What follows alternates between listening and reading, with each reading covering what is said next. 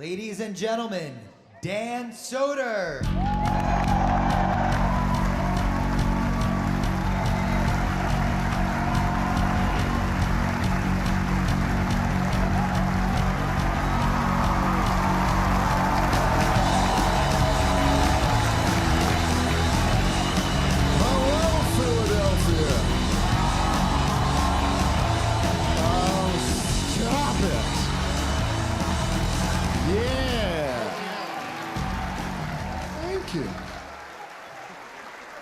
Trying to get healthier, trying to make myself a better person. I just hit 2.5 years of quitting smoking cigarettes, which... Thank you, but no. Wait, did someone boo that? Was the fucking Marlboro Man here? Why would you boo that? Big tobacco in the second balcony. You should keep going. Remember how relaxed it made you? Yes. I mean, I do think, I think it's awesome. I think smoking's still cool. How about that? Yeah, it's still cool. There is nothing cooler than watching a 90-year-old man smoke a cigarette with that look on his face. Like, yeah, I won. Yeah. When you put it like that, I think you did. Smoke too, you're playing with house money. I do recommend quitting smoking. There are a lot of great benefits. You save money.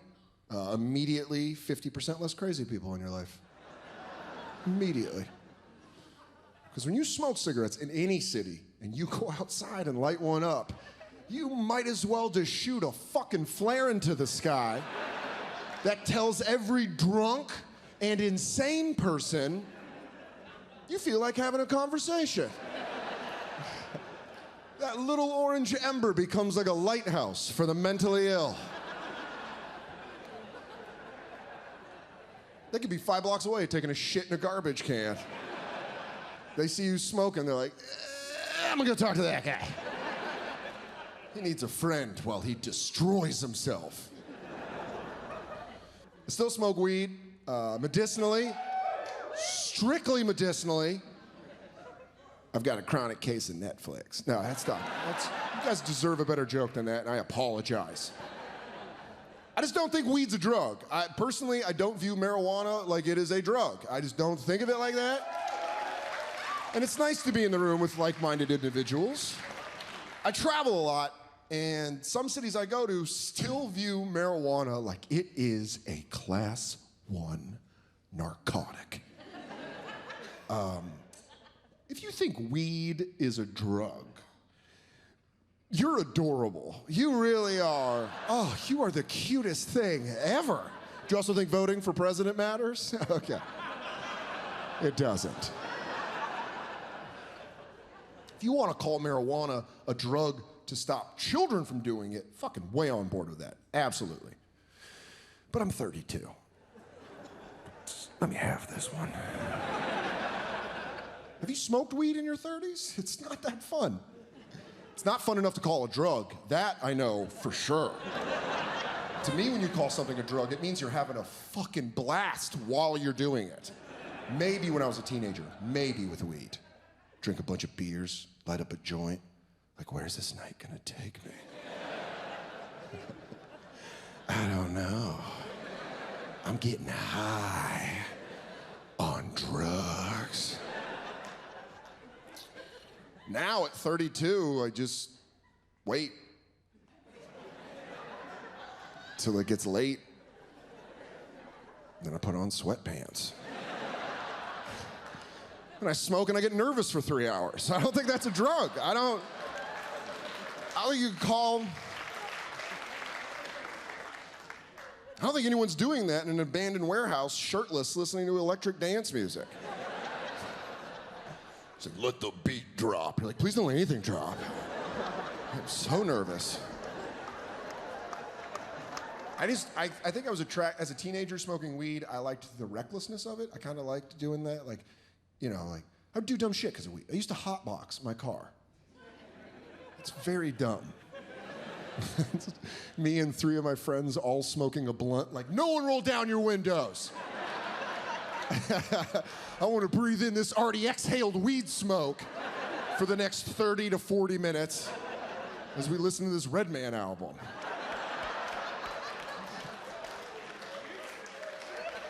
Yeah, still do.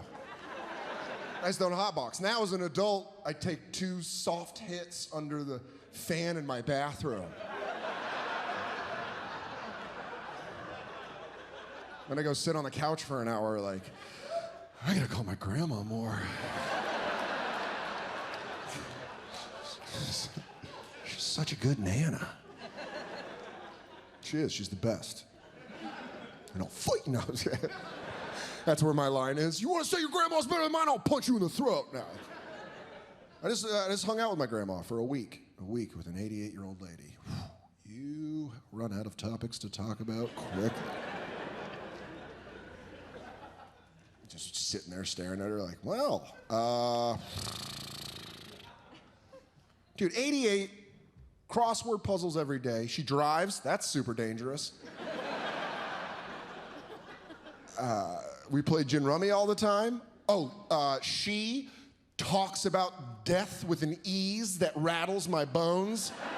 Holy shit, it's creepy. It's like gang members and my Nana talk about death the same way. Like, these streets gonna take me out, I ain't a little mark-ass bitch. And you're like, all right, Nana, stop it. Stop it, Nana.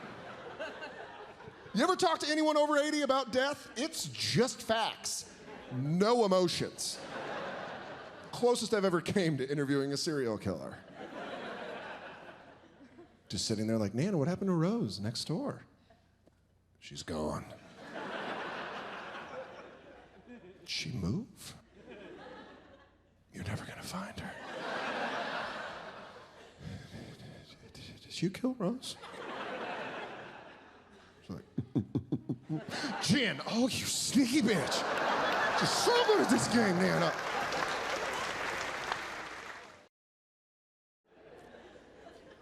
I'm originally from Colorado. That's where I grew up. And, okay, one guy. I like altitude. Weed's legal there. That's a thing. Marijuana's completely, look who comes to the party. Fucking burnouts, couple seconds late. No. Completely legal. You can walk into a store in Colorado and buy pot with a debit card. Sounds great. On paper. Like communism.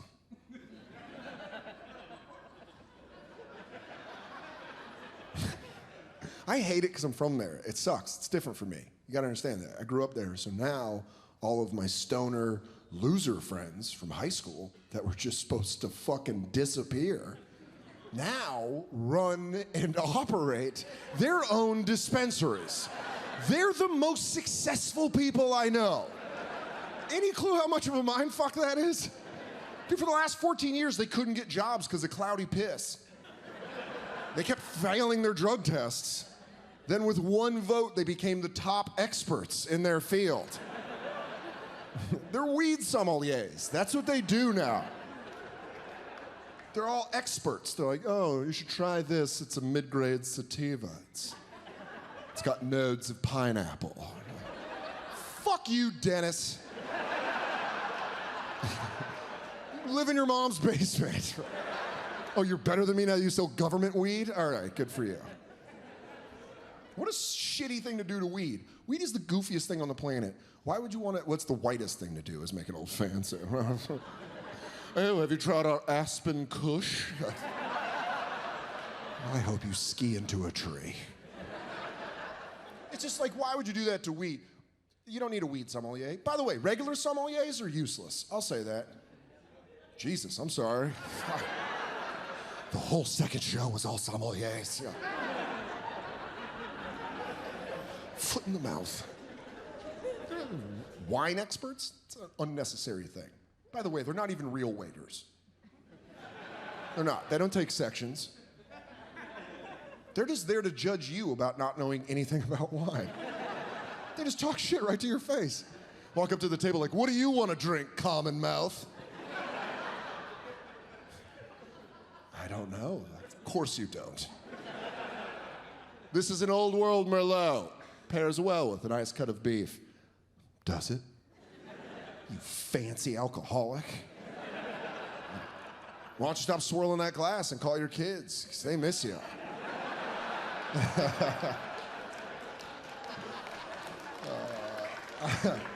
On the nose, I'm getting missed birthdays. Thank you for laughing at that, children of alcoholics. I just don't like anything that's fancy for no reason. There's a lot of that shit that's just fancy to make you feel like garbage. Fuck dog shows. That's a necessary thing. The Westminster Kennel Society. It's people in suits walking dogs. That's what it is. But they trick you by using broadcasters with hushed tones, who, by the way, just oddly sound sexually attracted to the animals. So like, up next is, oh, that's a pure golden retriever. He's trying to fuck that dog. They always bring up the lineage of the animal like it's better than you, because they know you're watching a dog show. They're like, this is Roscoe, a pure beagle who hails from 7 champions. No, he doesn't. I bet none of those dogs fought anybody. Most of those dogs are inbred. Do you know that about show dogs? Yeah, they have to fuck their family like some sort of Game of Thrones plotline. They're blue-blooded it, which humans don't do, by the way, anymore. We're not doing that. But I guess if humans inbreed, it's hillbilly, but dogs do it and it's regal. It kind of does sound like I'm arguing for inbreeding. Like, if you walked into the show right now, you're like, what the fuck is this guy talking about? I'm like, come on, yeah, I want to kiss you guys in. Maybe that's what we should do. Maybe we should just do a Westminster Hillbilly show. Just have a guy in a suit with a leash, and on the other end is some fat guy in overalls, just sweating, doing simple tasks. Just say, yeah, Obama's a terrorist. And they're like, oh. Is he pure Appalachian? I think he's 100% Ozark. You should check his genitals. If you can't tell, I clearly got high and watched one dog show. I was raised by a single mom. Yeah, sure. It's my mom. She's like, I know! Fuck, it was grueling! Fucking grueling! And I'm an only child, which is a weird relationship. It's like being raised by your roommate. Like, now I'm an adult, so now my mom treats me like a friend who owes her money. That's the relationship. She's like, you want to get me back for 88? About school supplies? I was 5. Single moms are like so tired all the time, and when you're an only child raised by a single mom, you learn pretty quickly that you're the reason she's so tired. You're like, oh, yep, all right, I'll go out back. Sorry about that. You just can't be like, single moms are busy. Like, they're legitimately very busy, tired people. Like, having a conversation with a single mom is like trying to order from a restaurant that's always closing. It's like, what? What do you want? What? What? Like, hamburger? And they're like, yeah, no, we're out, man. Come back tomorrow. What the fuck? Yeah, dude. You just can't, they're so tired, there's certain luxury. Like, I couldn't be afraid of ghosts. Like, that was a luxury in my house. Because my mom was so tired, Like if I ever went up to my mom and was like, I think there's a monster under my bed. She'd be like, I hope it just fucking eats you. I would love a free weekend to drink wine with Linda. And I was a weird kid. I had a ginormous head and a tiny body. I had this voice. I found a DVD of my cousin's 7th birthday party that my aunt took from a tape and put it on a DVD, and I watched it. And my little cousin's just playing pinball, and then I just trot into the shot, and I'm like, when the light goes off, it means you're done. I'm like, oh my God, that's a lifelong thing? What, did a witch curse my mom when she was pregnant? Your son will have the voice of thunder. head of a float.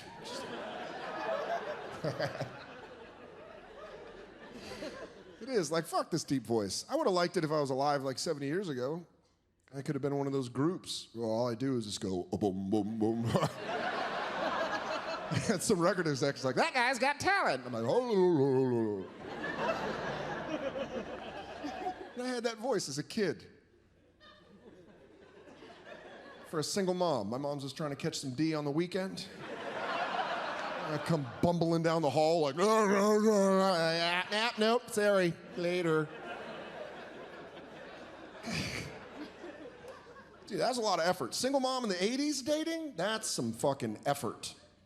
Now you can just Tinder from the couch. Keep swiping left until you find your kid a new dad. Oh, is that not how that works? I'm sorry that I believe in love. My mom used to date out of the classifieds. That's commitment. A lot of young people don't even know what that is. Yeah, there was a time before the internet. There used to be a time before Match.com, when people used to fish for dick out of the back of the paper. We got my stepdad out of the paper, like a used Buick. My mom highlighted his ad, was like, I'm gonna check with the previous owner, but that looks pretty good. So I felt bad. That's what happens. You grow up and I just feel like incredibly bad that my mom was like alone just raising this fucking strange only child. Because every only child is weird. You're a weird kid because you're the only kid. It's just adults. So you converse with adults like very maturely, like, and then you get around kids, you're like, what do I bite you or fight you? I don't know. And it's all about you, because you're the only kid. Adults are just like, oh, hi, child, and you feel like a fancy young emperor, where you're like, I want a Nintendo for Christmas. And I was a weird kid. I talked to myself a lot, did other weird shit. I'll admit it to you guys. For 2 months, when I was 8 years old, I thought I was possessed by the devil. Thank you for laughing at that. Some audiences just don't react like it's an admission of guilt. They're like, oh, you were the Dark Lord. Okay. I watched The Exorcism and The Omen back to back, left my friend's house, and I was like, I'm probably the devil. If I wasn't, why would all those dogs bark at me every time I walk down the alley? Here's the shitty part. I wasn't even confident about it. Like, how much does that suck? I imagine if you're the devil, you're like, bow down before me. I was walking around like, everyone's gonna hate me. I don't want to rule the world with evil. I was like an emo devil. That's what I was. I was an emo Satan. I was like, I'm a fallen angel. Couldn't even fucking enjoy it. That summer, my mom sent me to summer camp for the first time, and when you don't have a lot of money and you go to summer camp, it is always church affiliated, which I didn't know. I just showed up for the first day of camp, saw a bunch of crucifixes, and I was like, they are gonna be so mad when they find out the devil is in cabin 6. Ironic booking. Honestly, completely forgot that I might or might not be the Dark Lord. Completely, I had such a great time. I made new friends. I ziplined. I learned how to build a fire. It's pretty important if you're the devil. I touched a horse for the first time. Yeah, me and one lady. Everyone else apparently grew up riding fucking show ponies. So I didn't know the show in Philly was going to be all equestrians. The peasant boy touched a horse when he was... It even made that horse noise when I touched its face. It was like, I was like, oh. That night, they were like, all right, everybody, it's dinner time. We're gonna serve Salisbury steak, which it wasn't. It was just hamburger patties covered in this mushroom sauce. But I'm dumb, so I was like, oh, Salisbury steak. I wonder how many I can fit into my giant head. I ate probably a good 5 or 6, and then almost immediately after I was done eating, they're like, all right, everybody, time to go outside for a prayer circle, which I had never seen. I wasn't raised religious, so it just looked like a fucked up game of Red Rover. But I'm a follower, so I joined in. I also harmonized badass, I found out. And what it is it was just a bunch of little kids singing to Jesus. And I was having the greatest time of my life, just singing these love songs to the sky. About 5 minutes in, my stomach turned. And I started sweating uncontrollably. I had two thoughts at that exact moment. Number one, that wasn't Salisbury steak. Number two, if you throw up, everyone will know that you're the devil. Everyone. What would make the devil throw up more than young children singing love songs to Jesus?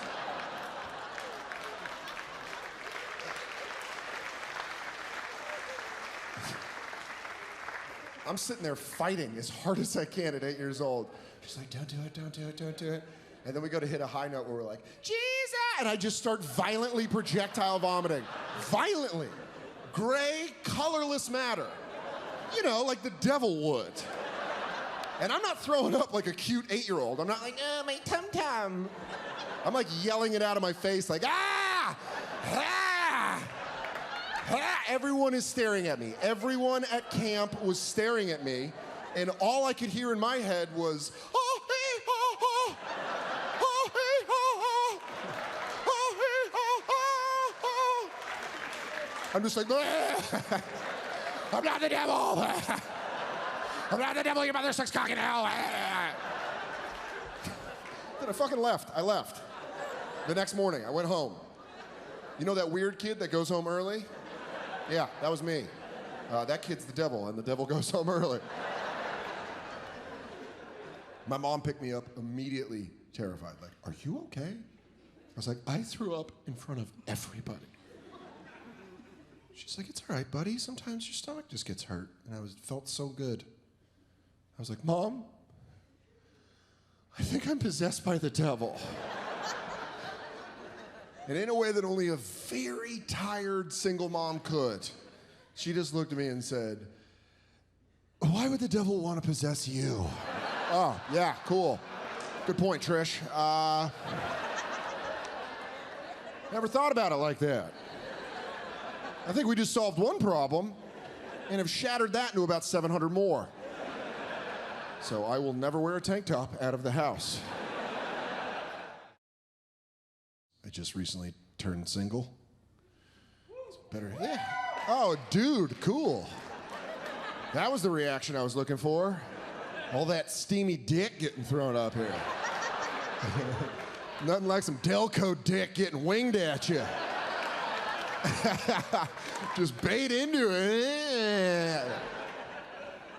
I say turn single, it's just better than saying I went through a breakup, because then everyone does that bullshit empathy where they're like, yeah, you know, it happened. You know, breakups are painful, but sometimes necessary. Like dehydrated dumps. Is that too coarse? All right. Super painful, then super relieving. That's what it is. You're like, no, why am I going? Oh, I think I'm gonna jog. I feel good. I feel like there's room in me. I knew it was gonna happen. I just knew the breakup was gonna happen. She moved to LA, and I live in New York, which is basically like trying to fuck an astronaut. You just like, there it goes. All right. Let's go jerk off again. It was my fault. I'm dumb. I had a beautiful girlfriend, and I let her move to LA. Not like let her, but like, you know, encouraged it, which is fucking stupid. Because you're like, no, it's gonna work. Love always wins. It doesn't. I don't even think love makes the playoffs, to be quite honest. I think fucking love is in a rebuilding year this year. Going for a high draft pick. I moved her out there like a fucking moron. I helped her move out there. You know in horror movies where the teenagers are going like to the haunted cabin, and then there's that old man who's like, I wouldn't go up that road. The family was murdered there about 20 years ago. No one ever comes back. And then the teenagers are like, fuck you, old man. And then they die because it's a horror film and not a porno. I was helping my girlfriend move to LA and I rented a car for a week. And as I'm renting the car, the guy behind the desk was this old dude. And he goes, man, those are big suitcases for a week. And I had 2 of her suitcases with me. And I was like, oh, these are my girlfriend's. She's moving out here. You ain't moving with her? No. A lot of wolves, man. I'm like, why would you say, who the fuck are you? Who says that to another man? I can't go back east knowing wolf dicks getting thrown at my girlfriend. Why would you say that to me? All that available, attractive dick in Los Angeles, and you're making me feel bad about leaving? That's what it was. I was just too insecure to live across the country, and that's what I didn't know what to do. I asked the guy friend what I should have done. That was the dumbest thing. Should have asked a girlfriend. I would have gotten nice, constructive advice. I asked my guy friend. His immediate response was, just jerk off on Skype. I was like, what? No. Why do I think she would want to watch that? Just grainy footage of me and my awkward naked body folded into a desk chair. Just like, do you miss any of this? And she's like, no, not at all. I don't miss that at all. Just video of awkward breathing pattern, like, just hold on, I'm almost there.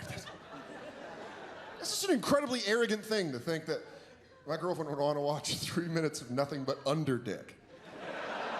Underdick. Philadelphia, we're all adults. We can all agree that underdick is the worst part of the penis. Dicks are like bridges. You only want to see them from the sides and the tops.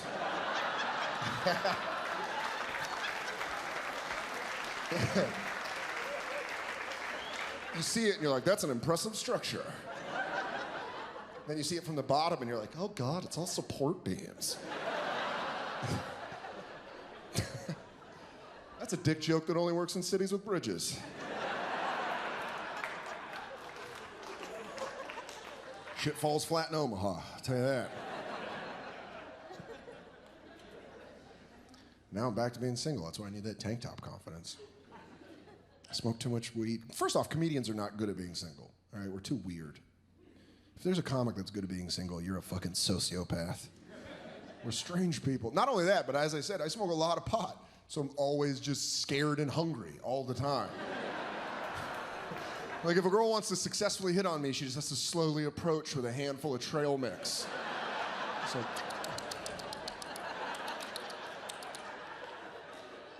I slowly approach, like, all right. She's like, Ashley, he's eating out of your hand. I don't know why, but that reminded me, now I'm single, and it's like, there's guys out there that are very like, I'm ready to crush some pussy. No, the women don't want that. If I ever met a girl that was like, destroy my vagina, you should probably call your dad. I think there's some deep issues bubbling to the surface. I feel they're out of my pay grade. That's what it is. That's the horniness of America right now. We're still number one. America's number one at just being crazy horny. We push sex onto people that have no business having sex. Like there's a commercial, most of the guys have probably seen it. If you watch ESPN, it comes on after like the 18th Sports Center at 3 in the morning. And it's this old man, probably 80, 85 years old, talking to the camera, and there's very somber music. So immediately you're like, oh, mesothelioma, got it. This dude used to probably chew on asbestos back in the 20s.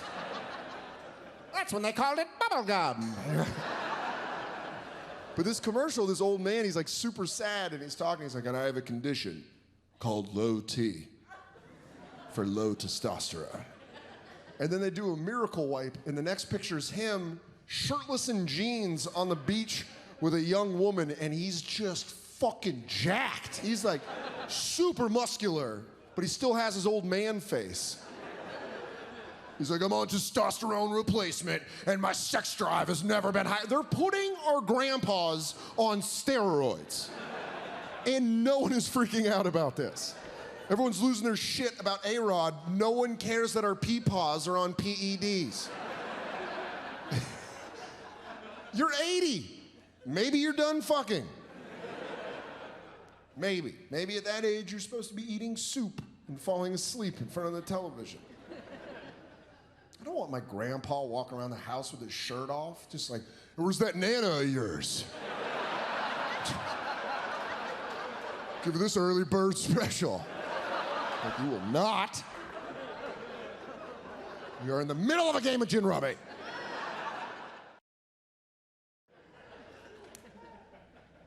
That just makes me think, like, fuck, man, I don't think I'm gonna have kids. I don't know. Right? Why not? Just have a bunch of expendable income. I mean, all my friends are having kids. All of them. All my friends are procreating, which sucks. To be high around. Most of the time. Stoned, staring at my friend's kid. Start thinking, man, you are the physical embodiment of why this friendship does not work anymore. Seriously, you're a bummer. No. Some of the time I'm standing around high and the kid's like, I want cake. I'm like, me too. I like him. That's a good addition to the group. It's like a lot of cake talk going on. Some of you guys got tense when I said I get high around my friends' kids. Don't freak out. They love it. The kids? Are you kidding me? I'm their favorite friend. Because I'm a pothead. I'm the only one that listens to their nowhere stories. Yeah, every sober adult ignores them. I get emotionally invested. Just hanging on every word of some confused 4-year-old. Just running up to me like, I was in the basement and I saw a monster and then I ran upstairs. And I'm like, but you got away? You're okay? Yeah, dude, don't go back downstairs. I knew your house was haunted. I could feel it, felt it. Felt the energy changed. Something brutal happened in this house. Little kids are creepy. They just are. I'm sorry. I know if you have them, you love them. Third-party perspective. They're so good with technology. The new ones being made. That doesn't freak you out at all? How just exceptional with technology? Have you seen a 2-year-old on an iPad? It's terrifying. How accurate they are. Most of their lives, they're like, Put an iPad in front of them, like, boop, boop, boop, boop, boop, boop, boop, boop. Then back at you, like, You're like, fuck you, I don't believe that. I just watched you do a bank transaction. Don't you Kaiser Soze me. Put the money in my overseas account, and up. I want to go up. Full of shit.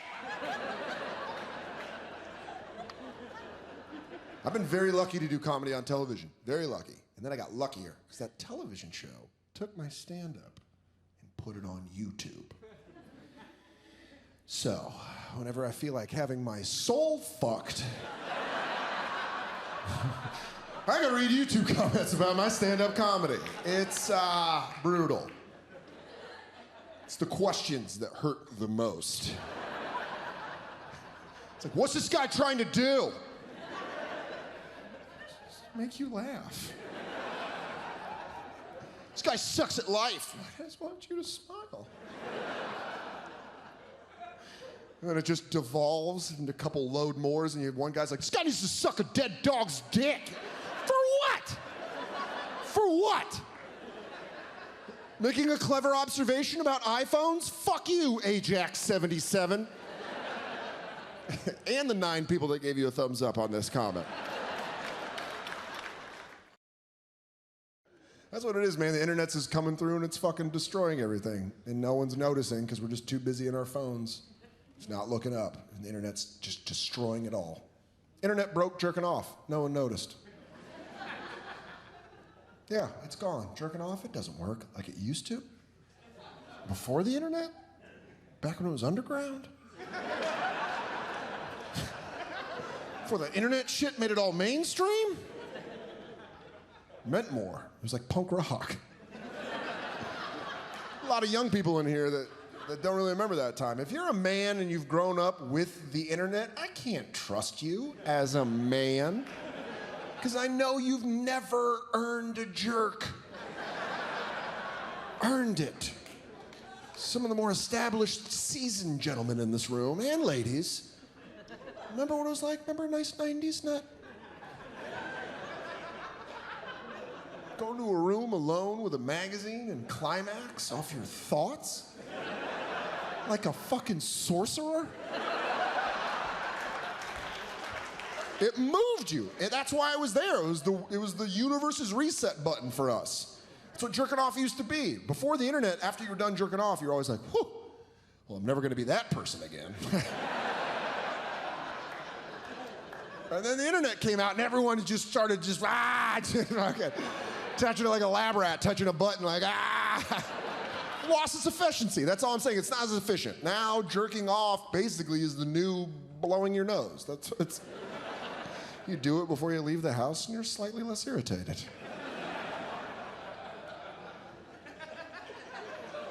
Porn got available too quick. Kids are watching porn now. Younger kids are watching porn. I'm talking 11, 12 years old. That's fucking way too young. I was 13 the first time I saw porn. It does make me sound a little bit like an asshole, but seriously, you should wait. First time I saw porn, I was 13 and it scared me. I was like, what is this, a surgery video? I don't want to... Because that gallbladder is inflamed. Now kids are watching porn at 12. By the time they're 14, they're gonna be like grizzled porn producers. Just eating their cereal, like, what is that, double anal? Doesn't do it for me anymore. I'm not 11. Like, all right. 12 years old, all I wanted to do was see a titty in motion. That's it. Simple man, simple goals. Just wanted to see a titty in motion. I thought I didn't have a man in the house. I thought that's how you became a man. I thought you saw a titty in motion and you touched your dick and you're like, all right, now I drink coffee and I understand taxes. Should probably start looking for my own home real soon. But it just wasn't available like that. Like I had to wait for a free weekend of HBO. I didn't know when that was gonna happen. All of a sudden on Thursday, the channel worked. And I was like, well, this weekend took a turn. Go study the TV guide like I was on trial for murder.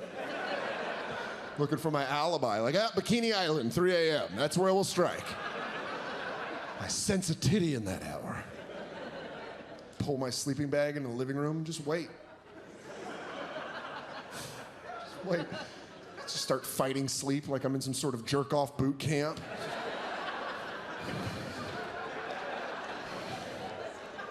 How bad do you want this? I want this so bad.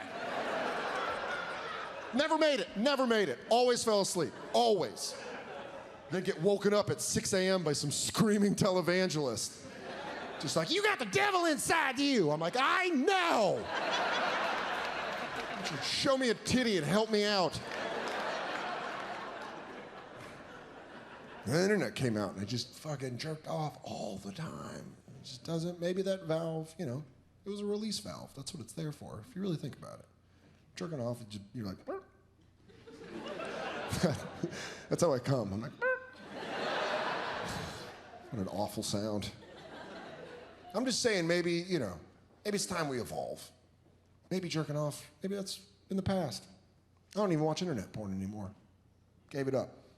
Instead, I go online and I watch emotionally moving videos until I cry.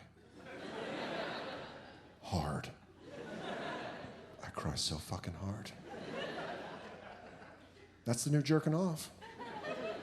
That's the upstairs orgasm. It's easy to make your downstairs leak. It's hard to make your upstairs leak. See how weird you guys got? Because I called it crying. So you're like, what the fuck? I was talking about tugging on my dick 2 minutes ago, and you're like, yeah! I bring up crying, you're like, you monster. So I don't call it crying anymore, I don't.